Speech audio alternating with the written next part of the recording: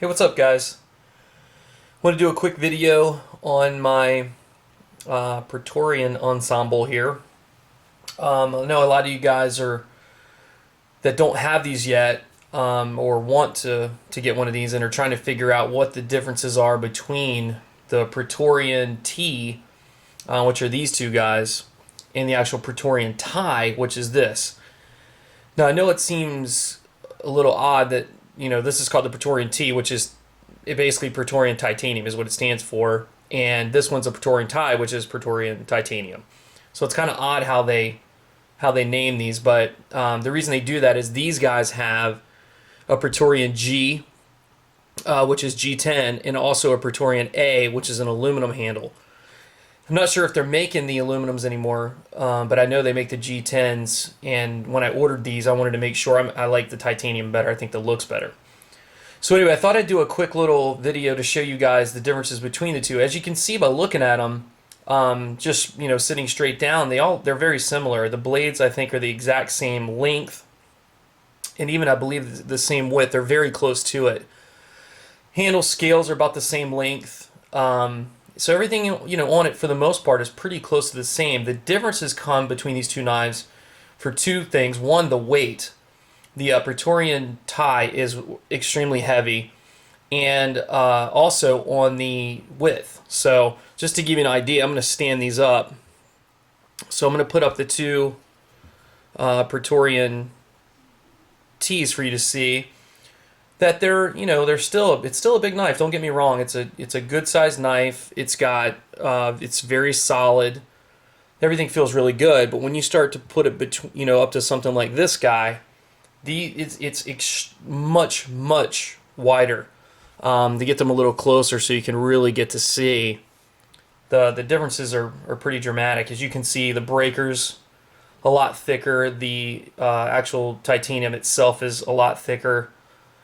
The blade is a lot thicker. So what I'll do is I'll pull this up for you to see how much wider the blade is on the Praetorian Ti to my right than the Praetorian T to the left.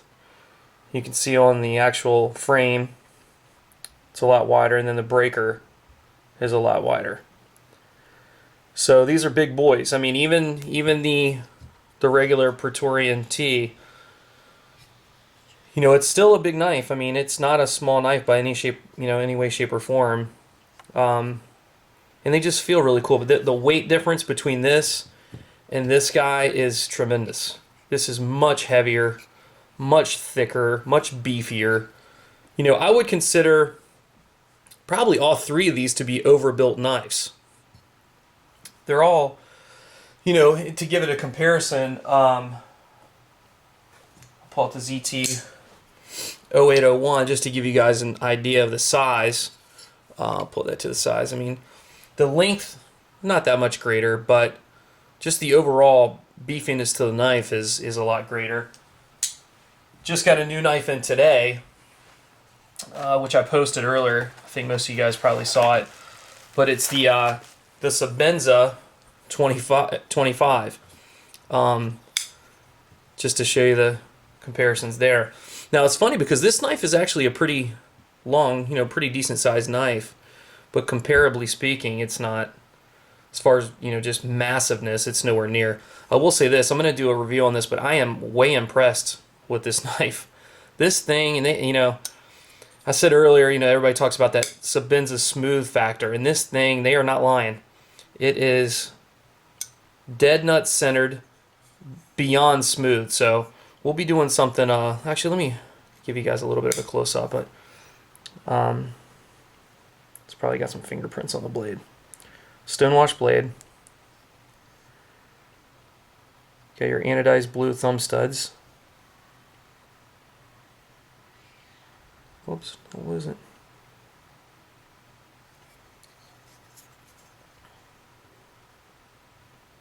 Really cool knife. Lockup on this thing is, they always have a little bit later lockup on the Chris Reeve, so just for a quick example of that as well, so you can kind of see. I'll pull out my tie lock. just to show you guys the differences in size between the Sebenza 25 and the Ti lock. Might actually be easier if I turn these sideways for you to see. So it's a little bit bigger if we put, you know, end to end. It's got a much, you know, a little bit larger size. So anyway, to move these out of the way and get back to what we're here to look at. So anyway, so the three of these guys, like I said before, just it really comes down to just sheer massive factor. You know, relatively similar to the same lengths between all three. In fact, they might be identical for all I can tell by this. But I can tell you what they're not is they're not as thick and they're not as heavy. So anyway, just wanted to do a quick video on this. These take a while to break in. They're relatively difficult to close with one hand. I mean, it can be done, but it's not the smoothest as far as that goes. Even opening them takes a bit of time to get used to. Believe it or not, the Ti is actually a little bit smoother than both of the other ones. Much harder to open though. It's like I really can't even open this with both hands. But let me give you a real good close-up view of this. It's got the factory edge. I haven't cut a single thing with this. Like I showed you in the other video, this is gorgeous through here. And the colorations on it are awesome. So let's go to a little bit closer look on these guys.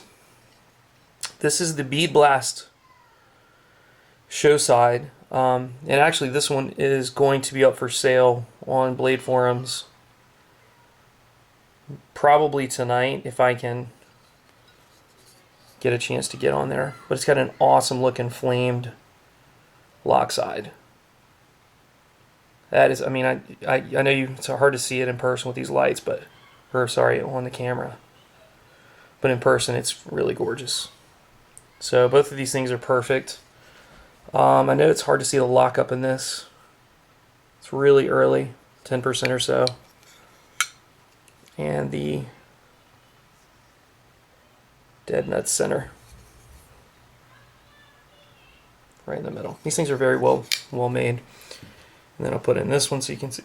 This is the one I'm going to be keeping. And these are just dust. Nothing's been cut. This one has the show side in the same flame as the other one. I just love that. I think it looks awesome. This one has the plain Bead Blast side. The clips are different on these too. I'll show you guys on this side. The clip difference between the two is pretty significant. This one has a much larger clip. So you can see the differences between the two. It's pretty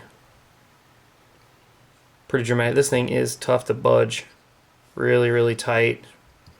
This one's a little bit thinner, so it's got a little more movement to it. So anyway, just thought I would show you guys the differences between the Praetorian Ti and Praetorian T.